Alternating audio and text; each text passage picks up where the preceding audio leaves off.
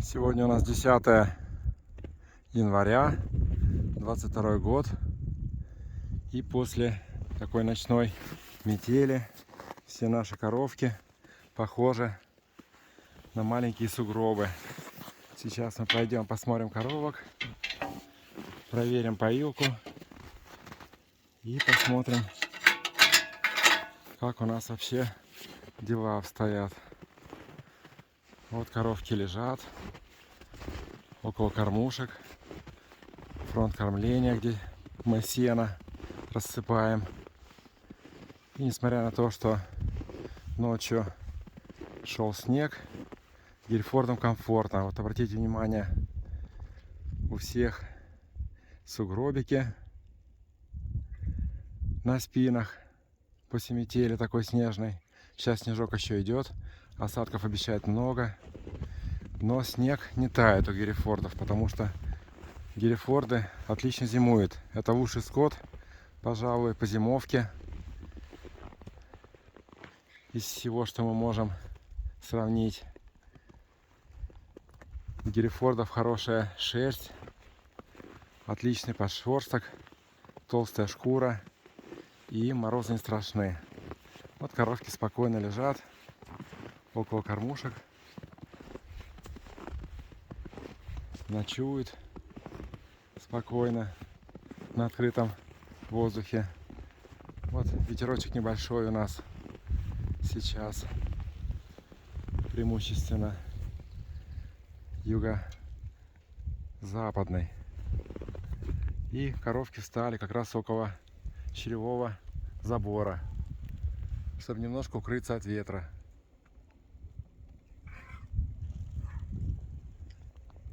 Сейчас пройдет некоторое количество времени, мы раздадим в кормушке сена, и потихонечку коровки встанут, будут кушать сено, греться. До начала отелов у нас практически еще 20 дней. Может, конечно, какая-то коровка раньше отелится, дней через 10. Бывает такое, что на 10 дней коровки телятся раньше срока. Либо перехаживают 10 дней, плюс-минус 10 дней, как мы говорим. И тогда мы начнем дежурить и каждые 2 часа смотреть, как у нас проходят отелы. Какие коровки будут раньше телиться, какие позже. Здесь вот в загоне в нашем примерно 140 коров, грубо. Так-то 141 по спискам. Из тех коровок, которые будут телиться. Ну вот всем комфортно. Пережевывают сено коровки. Балдеют. Лежат, отдыхают. Ничего их не беспокоит. Такой вот у нас здесь свой центр по отелам. Некоторые коровки спрятались от ветра и зашли внутрь под навес, как мы говорим, на ферму. Хотя здесь нет ворот, все открыто. Сейчас мы зайдем тоже, посмотрим, как дела у нас внутри на ферме. И посмотрим, как у нас обстоят дела с поением. То есть, что у нас там в поилке. Надо разбивать лед, течет ли вода. Теленочек, который у нас родился 23 декабря, он вот с мамкой. Здесь у нас мамка, вот стоит дочка. Дочку мы с утра подоили. 5 литров молочка. И теленочку оставили еще молочка. И малышок, сейчас малыш спокойно дочку сосет. Ну вот, подсосный метод.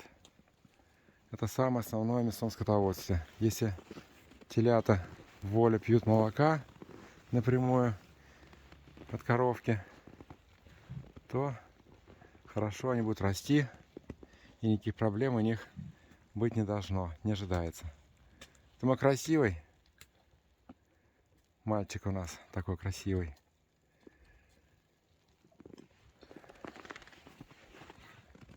Дочка у нас уже старая коровка. Она у нас помесь Герефорд и Швиц. А теленочек, соответственно, уже Герефорд у него больше. Если у дочки 3/4 крови Герефорда, то у мальчика 7/8 крови Герефорда. То есть поглотительное скрещивание происходит. Ну, дочка пошла смотреть, как там дела, что в поилке у нас творится. Мы сейчас тоже пойдем посмотрим, как у нас дела в поилке. Ну, коровки заходят под навес, чтобы спрятаться от непогоды. А когда мы раздаем сено, конечно, все идут к кормушкам. Вот отличный день, 10 января, 3 января уже позади. И каждый день приближает нас к весне. Дай бог, чтобы отелы прошли хорошо, все остальное будет уже дело техники.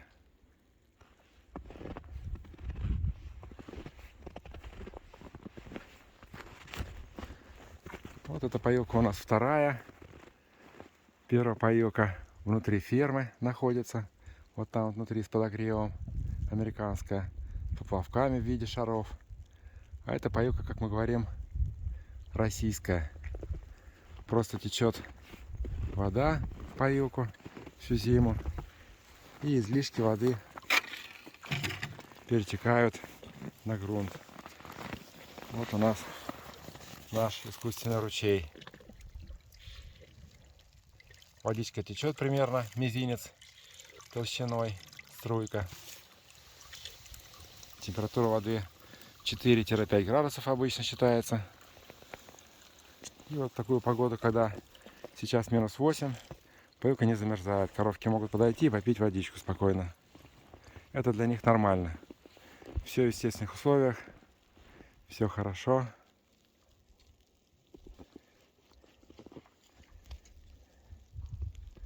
Все работает у нас уже очень и очень давно.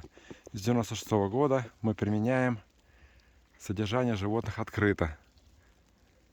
Без ферм, без помещений. Щелевые заборы помогают им и достаток кормов. Поэтому опыт 25 лет нашей работы показывает, что животные счастливы. Всем желаем также счастья, добра, удачи в наступившем 22 году. С уважением, Давыдов Андрей.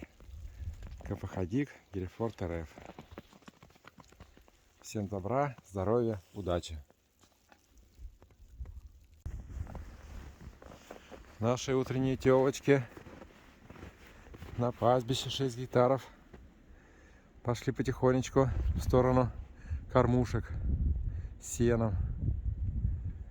Выходят из загона, где было хорошо ночевать в такую погоду.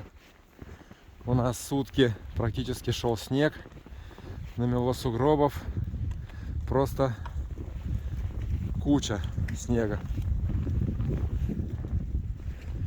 Вот такой у нас январь веселый. Но слава богу за все, потому что сильных морозов нет. Все более-менее нормально. Под навесом телочки отдыхают. Пошли потихонечку кушать сено. Я иду проверить поилку, потому что за ночь вода замерзает и нужно отбить лед. Вот что у нас творится с поилкой. Сверху лед, но не сильный лед. Сейчас мы его уберем.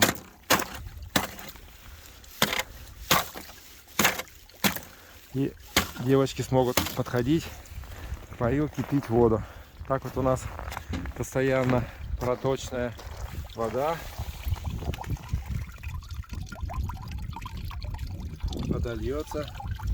У бычков есть место, где они могут попить. А у телочек практически все замерзло. Вода льется постоянно всю зиму и перетекает через такое вот окошечко, которое мы сделали. Специально окошечко сделали. Вода стекает вниз и подо льдом уходит на грунт. Куда уходит, мы не знаем, но скорее всего там, где низинка.